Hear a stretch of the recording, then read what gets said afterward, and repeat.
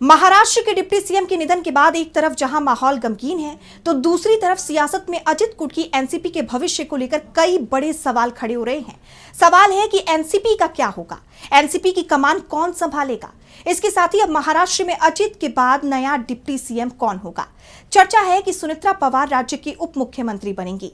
इस बीच एनसीपी नेता ने एक बड़ी मांग कर दी है, तो क्या मोड़ लेगी महाराष्ट्र की सियासत, जानेंगे इस रिपोर्ट में। महाराष्ट्र के डिप्टी सीएम रहे अजित पवार को अंतिम विदाई दे दी गई है। 6 बार डिप्टी सीएम रहे अजित पवार का अचानक इस दुनिया से चले जाना सिर्फ पवार परिवार ही नहीं, बल्कि महाराष्ट्र की राजनीति के लिए भी बड़ा झटका है।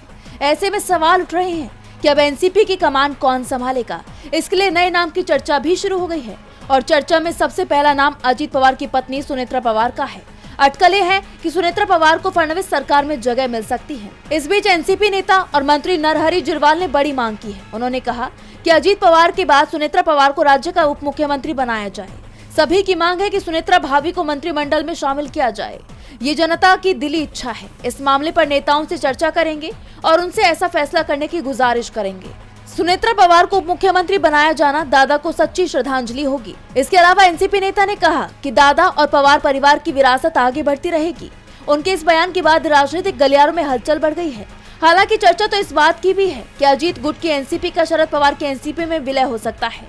ऐसे में सबकी नजरें इस बात पर बनी हुई है कि आने वाले दिनों में एनसीपी की बागडोर कौन संभालेगा, साथ ही उप मुख्यमंत्री पद को लेकर क्या फैसला होगा।